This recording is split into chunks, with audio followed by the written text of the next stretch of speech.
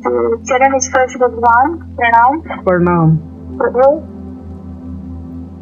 भगवान, वही मेरा प्रश्न है कि मैंने बताया आपको प्रश्न है कि मैं 10-12 साल तक मैंने भावातीत ध्यान का अभ्यास किया और मुझे अनुभूतियां भी घटी। मतलब मैंने ये सोच के नहीं किया था कि मुझे कोई परमात्मा को पाना है या मुझे कोई सिद्धियां पानी है, लेकिन उस मजबूरी के तहत किया कि भाई स्कूल में सिखाया जाता है। तो धीरे धीरे उसमें मजा आने लगा कि नहीं, आज सर दर्द नहीं होता और एक डीप रेस्ट मिलता है ब्रेन को। और मेरे जीवन जीने का तरीका एकदम बदल गया। जैसे ईर्ष्या चली गई, संग्रह करने की प्रवृत्ति चली गई, भविष्य की चिंता चली गई, भूतकाल की कोई टेंशन नहीं। मतलब एक बहुत अच्छी स्थिति घट गई और मैं देख रही हूँ कि धीरे धीरे मेरा ध्यान का अभ्यास करीब 1 साल से छूट गया। पर अभी मैं जहाँ खड़ी हूँ महाराज जी, वहाँ जो एक ये नहीं कह सकता हूँ कि हाँ मैं तृप्त हूँ। मतलब वो एक समग्रता की अनुभूति अभी नहीं आ पाई है। तो मैं समझ नहीं पाती हूँ कि मैं पथभ्रष्ट हो गई, योग भ्रष्ट क्या हो गया कि इतना ध्यान किया, जीवन भी बदला, जीवन जीने की कला बदली। अभी भी बहुत ट्रांसफॉर्म लगती हूँ अपने आप को और महिलाओं से तुलना में। पढ़ने लिखने में रुचि है, आपकी बुक पढ़ती हूँ, नोट्स बनाती हूँ, लाइब्रेरी है मेरी पूरी। एक अंधविश्वासी नहीं हूँ, कर्मकांडी नहीं हूँ। फिर वो कौन सी चीज रह गई महाराज जी कि मैं वो समग्रता में नहीं आ पा रही, अभी भी परितृप्ति नहीं है। कुछ छोटा छोटा सा लगता है, कुछ मिसिंग है, कुछ तो है जो नहीं हो पाया। समग्र क्या है? मतलब जैसे मैं जो सोचती हूँ कि जैसे मैं और तू का भेद अभी बना ही हुआ है, उसने ऐसा वो ये है और मैं एक जो अखंड रूप में देखने वाली बात है जो आप लोगों से सुनती हूँ पढ़ती हूँ, वो मेरे जीवन में वो घट नहीं पा रही है। एक अखंड रूप में देखूं उसको। जो भी चीज घटती है, अभी तक का आपका जीवन का अनुभव रहा है, बहुत कुछ घटा है। आपने अभी कुछ अनुभूतियों का भी जिक्र करा। कोई भी अनुभूति क्या आपके पास में रिटेन रह पाई कि आकर के चली गई? आई और चली गई, लेकिन हाँ अनुभूतियां चली गई। तो इसका मतलब वो अनुभूति समग्र नहीं थी। जी महाराज जी। आपने जैसे विषय को देखा किसी भी, मतलब जो सांसारिक पदार्थों का भोग करा, कुछ खाया पिया, वो भी आके चले जाता है और ये ज्ञान की अनुभूतियां भी आकर के चली जाती हैं।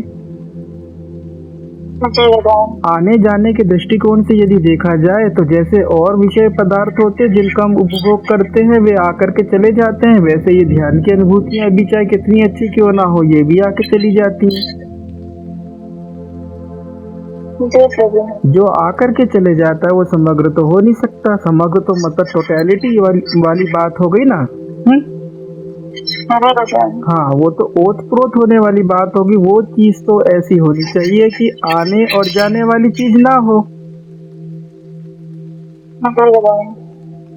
तो यदि आप उसको खोजने की कोशिश करोगे तो जिस भी चीज को आपने अभी तक जीवन में खोजा है, तो खोजी हुई चीज तो खो जाती है।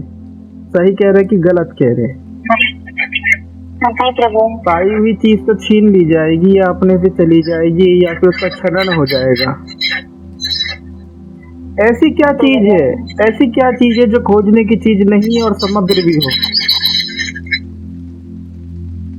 मेरा होना है, मुझे अनुभूति में आता है कि मेरा होना है, जो आप भी बताते हैं समझ भी घटती है कि मेरा होना है जो विशुद्ध वो बना रहता है, वो कहीं नहीं आ जा रहा है। तो फिर आप ऐसा क्यों ये विकल्प आपको क्यों उठते बुद्धि के कि वो समग्रता की अनुभूति जो आपने बोला ना कि वो घटित नहीं हो रहा है, आपने क्वेश्चन में भी आपने लिखा कि वो अंतिम समझ घटित नहीं हो रही है, आपको एक अधूरापन महसूस हो रहा है, एक तृप्ति नहीं मिल रही है। इस तरीके की जो चीजें हैं ये कौन बोला करता है, ये हम बताएं कौन बोला करता है? अक्षरा जी बोला करती है, जो कि एक व्यक्ति है, वो खुद ही अधूरा है। और जिस होनेपन की हम बात करते हैं वहाँ अक्षरा जैसा कोई कैरेक्टर नहीं है।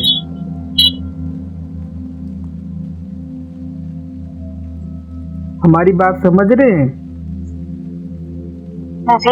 हाँ, आप क्या सोचते हो कि ये जो अस्तित्व है, ये जो होनापन है, ये मतलब इसको मैं पाती हूँ और ये मेरे से छूट जाता है। ये दृष्टि आपकी गलत है। आप इस तरीके से सोचिए ना कि ये आधारभूत है, ये बेस है, ठीक है। मैं इसमें कभी होती और कभी नहीं होती हूँ।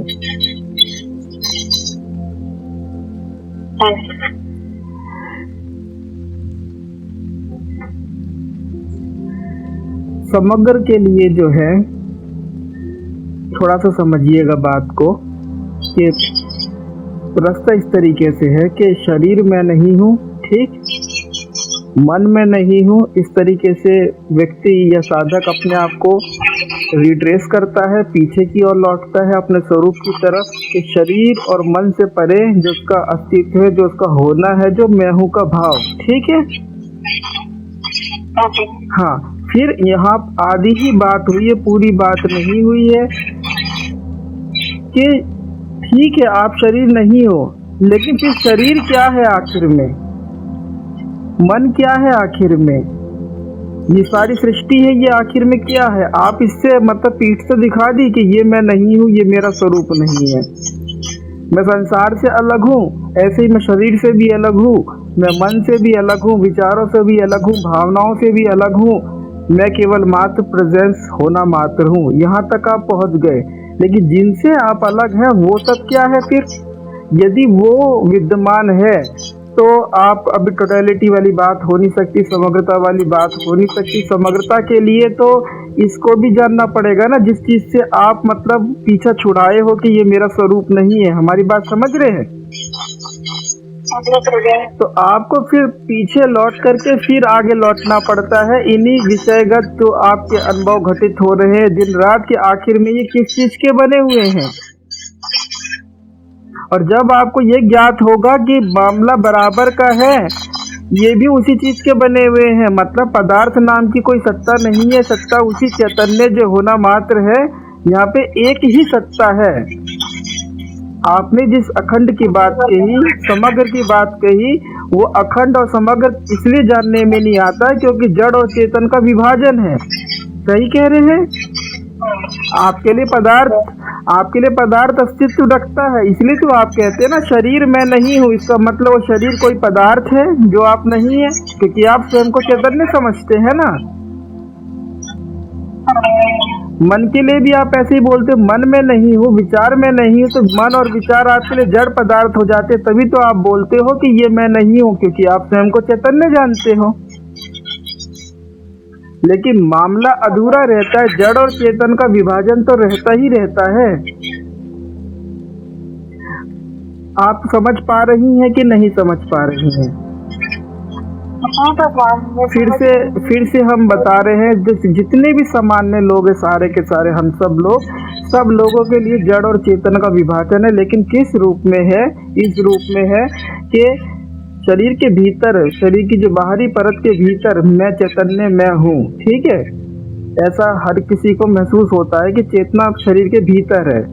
शरीर की जो बाउंड्री है, जो ये परिधि है, ये बाहरी खोल है, चमड़ी है, यहाँ तक वो सोचता है कि मेरा पट पसार है और इसके बाद में संसार है जो कि जड़ है। ऐसा ही सोचते हैं ना सब लोग। हाँ, तो जड़ और चेतन का विभाजन इस रूप में कि चैतन्य तो मेरे भीतर है और बाहर है जड़ संसार। देखिए, आध्यात्मिक साधक जो होता है, जिसको वो चैतन्य समझ रहा है भीतर, उसमें भी वो छानबीन करना शुरू करता है, शरीर और मन से भी स्वयं को अलग कर लेता है। तो जड़ संसार में शरीर और मन, इन दोनों को भी जड़ ठहरा देता है। स्वयं को वो होना मात्र होकर के अलग हो जाता है कि मैं हूँ। समझ में आ रही है आपको बात? ये वेदांत की नीति की प्रक्रिया है, ठीक है। ये भी मैं नहीं और ये भी मैं नहीं, शरीर में नहीं और मन में नहीं। ये अच्छी बात है, लेकिन ये अधूरी बात है, आधी बात है।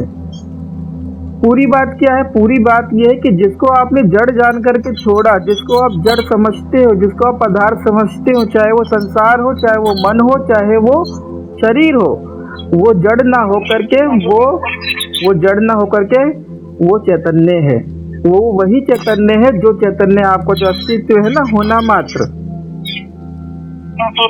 तो ये अंडरस्टैंडिंग कैसे आएगी कि वो जड़ ना होकर के वो चैतन्य है? ये अंडरस्टैंडिंग ऐसे आएगी, आपको ये जानना पड़ेगा किसी भी पदार्थ का होना उस पदार्थ का स्वतंत्र रूप से अस्तित्व नहीं है, मेरा जानना ही उस पदार्थ का होना है।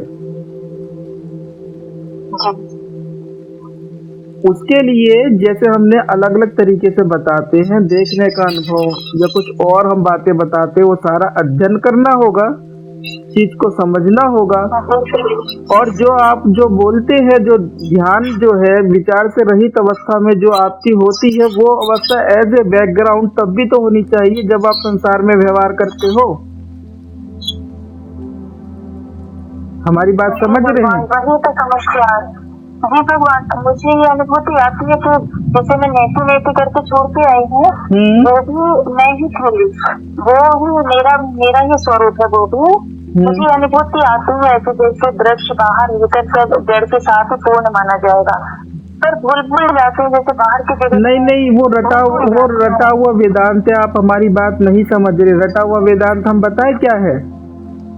लोग समझते हैं वेदांत से अभिप्राय ये है कि ये पेड़ जो है ना, ये पेड़ भी मैं हूँ, ये वृक्ष भी मैं हूँ, पहाड़ भी मैं हूँ, सबके अंदर एक ही चैतन्य। ये गलत बात है। इस तरीके से नहीं है बात इस तरीके से लेनी होगी। पेड़ का कोई स्वतंत्र वजूद नहीं है, पेड़ जैसी कोई चीज होती नहीं है। पेड़ केवल मात्र एक विचार है।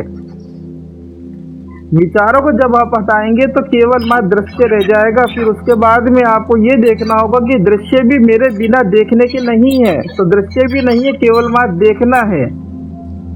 फिर उसके बाद में आगे जाएंगे तो मेरा जानना ही ये देखना है। ये देखना किस चीज का बना हुआ है? ये जानने का ही बना हुआ है, मतलब नोइंग का ही बना हुआ है। और जो नोइंग है वही आपका अस्तित्व होना मात्र है। इस तरीके से टोटल केस निपटाना होगा। पीछे भी जाना होगा और आगे भी जाना होगा। आप ही के तो प्रश्न पे आप ही के तो हाँ, परमात्मा को पाने के लिए वो जो आपके प्रश्न पे एक वीडियो भी बना था कि संसार को खुरच करके देखो,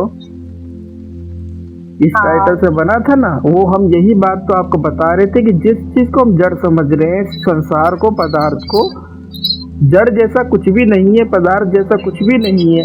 लेकिन सामने ये वृक्ष भाई दिखाई तो देता है कि ये पदार्थ है, तो आपको उसमें ये देखना होगा ये वृक्ष जो है एक विचार आपके पास में है, वास्तव में तो दृश्य है। आपका जो एक्सपीरियंस है वो तो एक दृश्य का एक्सपीरियंस है ना। किसी छोटे बच्चे को यदि इस वृक्ष के सामने खड़ा कर दो तो क्या वो वृक्ष है ऐसा जानेगा, या उसके सामने एक दृश्य होगा बस। और फिर उस दृश्य की भी आप तहकीकात करोगे तो पता चलेगा कि दृश्य स्वतंत्र रूप से विद्यमान नहीं है। आपका ये जो देखने का एक्सपीरियंस है यही उस दृश्य का होना है। बात मतलब हाँ, हम ये कहना चाहते हैं ऐसा नहीं है कि दृश्य है एक चीज, ठीक है, और फिर उस दृश्य को मैं देख रहा हूँ ये दूसरी चीज, ऐसा नहीं है। आपका देखना ही वो होना है। एक और उदाहरण से समझाते हैं। जैसे फुलझड़ी जला करके घुमाते हैं या मशाल जला करके जैसे घुमाओ तो गोल घेरा प्रतीत होता है ना, तो गोल घेरा वास्तव में है कहीं? मशाल का घूमना ही गोल घेरे का होना है ना। उसी तरीके से आपका देखना ही किसी भी चीज का होना है, बस अलग से वो है नहीं। आप सिर्फ इतने ही चीज को यदि आप थोड़ा सा प्रैक्टिकली करने लग जाएंगे तो समझ जाएंगे बात। फिर यदि आपका देखना ही होना है तो फिर जड़ जैसा रह कहाँ गया कुछ भी। जड़ होता कब है? जड़ तभी तो होता है जब आप उसको स्वतंत्र रूप से ठहरा देते हैं कि वो मेरे बिना उसका अस्तित्व है, तो वो जड़ हो जाता है। तो भाई तुम तो चैतन्य हो और तुम्हारे बिना जो भी कुछ होगा वो तो जड़ हो जाएगा। अब आप कह रहे नहीं मेरे बिना जैसा कुछ भी नहीं है, सब कुछ मेरा जानना ही इसका होना है, तो वो जड़ रह कैसे जाएगा? इतने सालों तक आपने ध्यान करा, कुछ दिन इस तरीके से बिता करके देखिए, तब हमारी बातों की गहराई को आप आत्मसात कर पाएंगी। अगर आपको यह वीडियो पसंद आया है तो वीडियो को लाइक जरूर करें और चैनल को सब्सक्राइब कर इस ज्ञान के प्रवाह में अपनी श्रद्धांजलि अर्पित करें।